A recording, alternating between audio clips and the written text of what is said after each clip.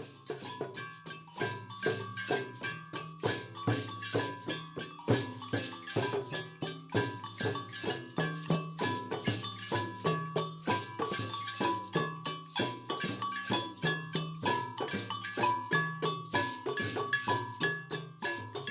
think my father as an artist definitely shaped my curiosity about art and painting. He provided the nurturing environment for me to enable me develop my artistic skills.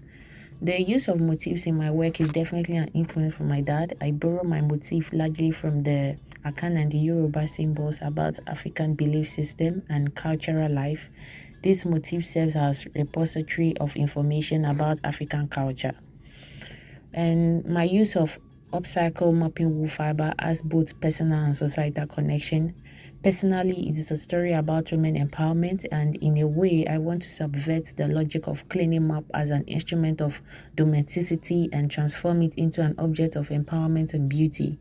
You see, my grandma, working as a cleaner, used the cleaning map as an object of transformation when the proceeds from her work provided the seed money to educate all her children. So, in using the mopping wool, my aim is to highlight how cleaning map as an instrument of domesticity become an object of women beauty and empowerment. I'll say in 2018, I did a painting, and perhaps that painting is one of my most powerful work that explores the versatility and complexity of African womanhood. The painting Ayak was inspired by a story in Time magazine about rape as a weapon of war, which include an interview with a South Sudanese woman, Ayak, who lost her entire family to a rebel attack on a village and then was raped while fleeing alone for UN camp, and then raped repeatedly while she was at the camp. The magazine cover image is a photograph of Ayak taken at a safe house in Uganda, where she posed in a profile naked with a 9-month pregnancy, and I was inspired by the image, which I saw as an African woman encapsulated in female beauty in defiance. The article includes the line, "The very art of photography Ayak and her unborn child gave her the opportunity to celebrate the very thing her perpetrators had tried to rob from her beauty and her dignity." So with this painting, I celebrate the beauty, truth, pain, and anguish of being a woman in Africa, but also challenge the narrative that want to rob the African woman of those qualities. Images of women dominate my figurative painting. This, of course, relates to my concern about women as a foundational source of power in African society. While seeing some of this women fortitude in Accra, I also observed their subjugation in the capital and across Africa. Growing up in urban Accra and Lagos has influenced me in a profound ways relating to the question about subordination of women in our society. And I share the view that women are the foundational power of our society, but they are marginalized in today's male-dominated society.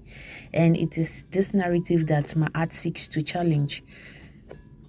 Also, America is a very fascinating place for an artist. The American society provides the artist an opportunity to engage in cross-fertilization of ideas. Nevertheless, the American society has reinforced ways in which I explore in-depth questions about Black identity and experience. And as part of my series on African womanhood in Ghana, I posed a question: what does it mean to be an woman living in a male-dominated society? This question is also relevant in today's American society. And in my work, Finding Solitude Amid Chaos, I address the concept of solitude as a means of personal renewal and reflection. I was more concerned about how the overworked Black women can find space to escape the distraction of modern life. With those paintings, I invite my viewers to contemplate the importance of solitude in achieving happiness, stress management, fulfilling existence in the life of a Black woman. Art, like life, to me is not static, and as an artist, I am always searching for new vocabularies to express myself.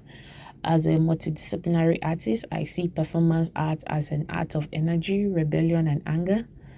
Performance art becomes a vehicle for me to express myself in ways that my paintings do not capture. And my performance art allows me to highlight how African women are overworked and the freedom they desire from the male-dominated society. I would say navigating creative tension is our calling as an artist. You see, life itself is contradictory, and the ability to create harmony or perfection out of this tension or contradiction is what makes us better human beings. And I think that my work in textile art speaks to this creative tension.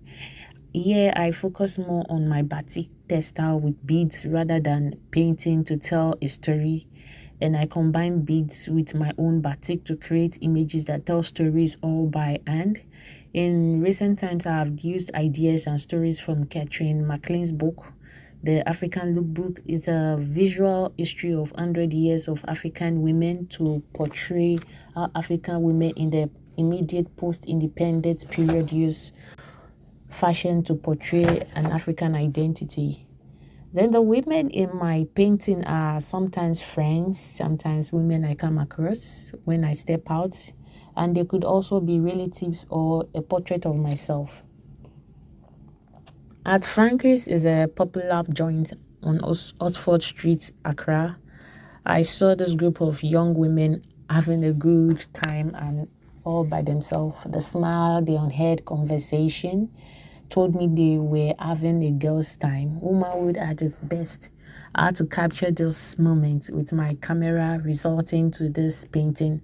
For me, womanhood is a powerful word that means the bond shared between two or three, four women bonding as sisters. And womanhood also means an association or community of women linked by common interests. So I invite my audience to imagine the bond and solidarity that these three sisters share. This painting speaks to what womanhood is all about.